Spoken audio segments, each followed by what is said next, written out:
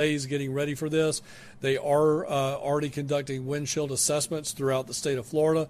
We will go into the next phase of this will be individual damage assessments, initial damage assessments, where those are done at the local county level in a little more detail to get numbers that will then roll up with us. We already have FEMA that is standing by ready to do what we call joint damage assessments. So they have teams here already ready to go for that. So you're going to see a very, very quick response on the recovery side of the house to do individual damage assessments and what's also referred to as public assistance damage assessments. That's where we check public infrastructure, city, county buildings, things of that nature. So again, all of that stuff will be unfolding most likely as soon as tomorrow so that we could get the recovery process jump started here in the state of Florida. As always, we could not do that without the leadership of the governor and the objectives that he sets for. So again, Governor, thank you so much. Okay, General. Good morning, and thank you, Governor, for your leadership and support of your Florida National Guard. Director Guthrie, thank you again for the great work your team is doing to protect Florida citizens. As we continue to assess the damage landfall caused across the state of Florida, our thoughts and prayers remain with the impacts of the storm on the folks. Florida National Guard is fully mobilized with approximately 5,500 soldiers and airmen supporting hurricane response efforts. Post-landfall, Guard elements have been providing support to our state and local partners with mission sets including reconnaissance, search and rescue, damage assessment, and route reconnaissance operations.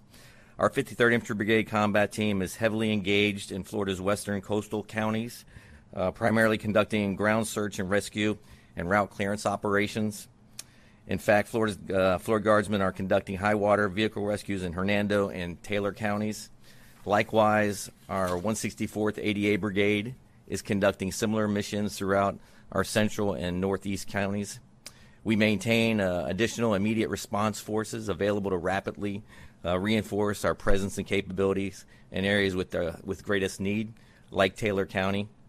We are embedded with each of our impacted county emergency operations centers and remain ready to provide support as requested. As briefed earlier, the Florida National Guard currently has 2,400 vehicles, including high water and high mobility vehicles, 14 rotary wing aircraft conducting planned urban search and rescue operations this afternoon, and 23 small watercraft on hand to support riverine operations as needed. Additionally, Florida is receiving assistance from other state National Guards. We are expecting 2 truck companies, one from South Carolina and the other from Tennessee, and we're also preparing to receive 3 UH-60 helicopters from Kentucky. At the same time, Maryland, Tennessee, and Colorado are standing by in case we need additional air assets. We remain grateful to our fellow Guard states for their assistance and support. Your Florida National Guard is prepared to accomplish any mission required by the Florida Department of Emergency Management, and we stand ready to support our state, fellow citizens, and our neighbors in need. Thank you. All right, thank you, Governor DeSantis, for your continued leadership. Thank you, Director Guthrie, for your continued partnership as we respond to this event. Several days ago we began preparing. We've had our crews and equipment staged for the last 36 hours. Immediately after landfall and the storm passed through, we began pushing those crews into the impacted area. Over 700 crew members, which includes 100 bridge inspectors, 1,100 generators, and 250 pieces of heavy equipment. We've been moving these resources into the impacted area so that we can quickly address any needs, get the cut and toss operations taken care of, and support the life safety mission. In the main area of impact, we have nearly 1,000 bridges that have to be inspected, really focusing our efforts close to the coastline initially. We have several major roadways that go over the Steinhatchee River, the Swanee River, and others. Right now, State Road 24 going into Cedar Key is impassable because of high water. State Road 51 going into Steinhatchee is also impassable because of high water, but our bridge crews are inspecting most of the bridges as we speak, and we'll be finishing those operations within the next hour. We've made a lot of progress. We're going to continue to do so. We've moved the generators that are needed into the area. Most of the traffic signal assessments have been completed. We have about 50 locations left to complete, and we will be deploying generators for those traffic signals that need power.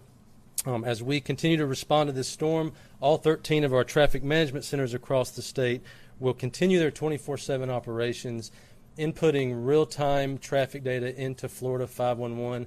Again, that is the most accurate and timely information you can get for traffic at florida511.com. We have 185 road rangers that are continuing to patrol our interstate system and responding to motorists as needed. One thing to remember, there is still high water in a lot of areas of the state. If you see water overtopping a road, please do not drive through it. If you see water, please stop, turn around, go a different way. It can be really dangerous to drive through flooded roadways. Thank you again, Governor DeSantis, for your leadership and support as we respond to this event. Okay, so we're going to have, all these assets are in motion. So you're going to see a lot of efforts at power restoration. You're going to see the roads cleared in the really significantly affected areas. That's going to just increasingly happen. And we're going to do whatever we need to do to help these local communities get back on their feet. Any questions? What time did the I cross into Georgia? That's a good question. I'll have to look that up. Yeah, I think it was probably within the hour, within the last 30, 40 minutes. This morning, at what time did it become too dangerous for people in that Big Bend area to evacuate? What would you say? Probably the last evacuations probably happened somewhere between midnight and 2 a.m. And do you have an idea of how many people might have stayed in the house? I know with Ian there was a form families filled out. Yeah, so on this particular one, we did door-to-door because it was just a little bit different scenario with much less people. So Florida Highway Patrol and local sheriff's office agencies, again, down in Levy County, had about 100 people that stayed in homes. And then anecdotally, but up into Taylor County, it was more in the 50-ish range that was confirmed. But I'm sure other people did stay as well, but a little bit different way to do this. Would you say that the Florida or Tallahassee has dodged a bullet with? Well, I think if we were sitting here last night, we had a track that was bringing the I maybe into Leon County, and then they shifted that this morning. And so I would say Leon, this was from where we were when it was going there. This is the shift Leon wanted for sure. I mean, you go out there. I mean, I've been out. There's been rain and wind. There's some debris, but nothing.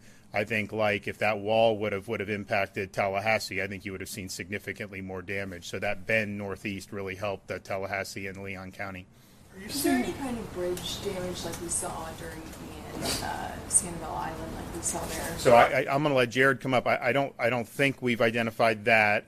There are. Of course, in the Tampa Bay area, some of those bridges were closed, some because of water, some because of wind. But structurally, I haven't gotten any reports that they're problematic. And then as you get in closer to kind of the ground zero, those bridges are not passable, but that's primarily because the water is overflowing. Is that accurate to say? Yeah, that's accurate, Governor. I'd say we're still in the process of doing damage assessments. We haven't seen anything anywhere close to what we saw Pine Island, Sentinel Island. For the locations where there's still high water, we have to wait till the water recedes to really find out what's going on there. But we have not seen any major damage yet. Are you seeing any significant river flooding inland, whether it be the Swanee or I guess it could even go over the St. John's if there's enough rain over there? I'm sure we are. Yeah, so short answer is we're starting to see some reaction. All of this rain is going to have to drain into those basins. So usually what happens in these incidents is we don't see the actual river action for 24, 48, sometimes as much as 72 hours after the fact. The St. Johns River is a very, very slow responding river. If you remember back during Hurricane Ian, that almost took 45 days to correct itself on that particular body of water. So again, it's going to take a little bit of time for them to completely react and then obviously go back down. And I will say, the one thing of this, the storm moved a little bit faster than some of the other ones have moved. Some of these things will just dump water and they go, so slow. This one moved a little bit faster, which is, at least when you're talking about the flooding, is a little bit better than when they're slow. Is it speed the reason that I'm sorry.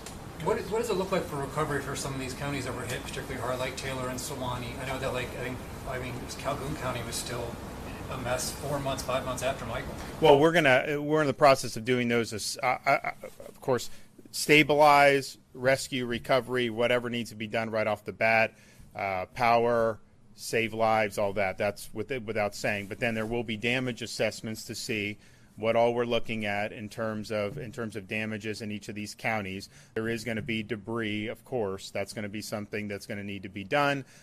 These counties are not going to be able to afford that on their own, of course, even with a 75% cost share with the federal government. And so I would imagine that the state would want to help these fiscally constrained counties. The legislature has typically wanted to do that. We may be seeking better cost share as well. But yeah, there's going to be things that are going to need to be taken care of. And these are the counties along that Big Bend.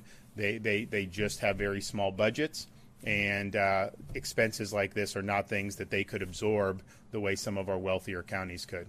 I just saw actually that there was an oak tree that fell on the governor's mansion here in Tallahassee. And is your wife and kids okay? We're fine. In fact, she called me probably about 45 minutes ago and told me this is a really, ancient oak tree split in half, and part of it fell. I don't know that it fell on like the residence per se. I think it was a little bit off to the side. So that's going to be cleared. I don't know if they're going to have to cut down the whole tree. If they do cut down the whole tree, that's just going to be more room for my kids to hit baseballs in. And so in some respects for us, even though the tree was nice, we'll probably make do and just be quite all right. Can you comment on some of the healthcare facilities in these smaller counties? Did any of them have to close for So I'll let Kevin do. I've spoken with a number of the main chains who had closed hospitals in the Tampa Bay area. They're all doing very, very well. Most of them are, going to be reopening today if they haven't already done that. And of course, they have a footprint further up into the Nature Coast. Do you want to talk about the others? So we did have a couple of assisted living facilities and nursing homes that did have to do some evacuations, but they did that as a part of the evacuations that we called for 2 days ago. To date, as of this minute, there have been no reports of any issues inside the health and medical industry, whether that's assisted living facilities, skilled nursing facilities, nursing homes, or hospitals. So everybody is reporting what we would call green, and they're good to go, and everything's all right. And just as a follow-up, do you know, give or take, how many patients would have had, residents would have had to be transferred? Yeah, I don't have those numbers right here. We could get with the Agency for Healthcare Administration, Secretary Weta, or even Secretary Latipo, and figure out what those numbers actually were. Can you kind of talk about the discrepancy between some numbers that are being reported on fatalities and citing FHP and you saying that there's no fatalities? So there's a process for confirmed fatalities that just goes through law enforcement and medical examiners, and then they do that. And so that has not been done yet, where we've had a confirmation. Now, I know there's unconfirmed reports. Those may end up becoming confirmed. And then, of course, we deal with this in every storm.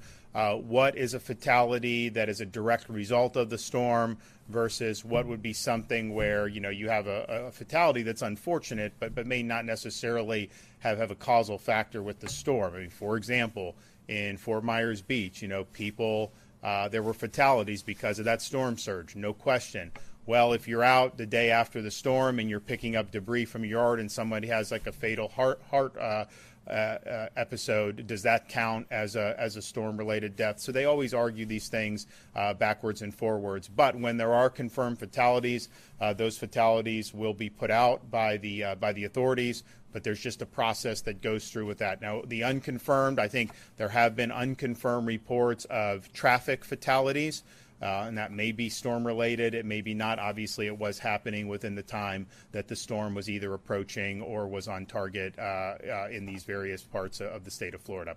Okay, we'll have more updates as the day goes on. We probably will end up visiting some of these areas as soon as it's safe to do so, and we'll be assessing on the ground and mobilizing any additional resources as is necessary. Thanks. Do you have another briefing tonight, sir? Probably, yep.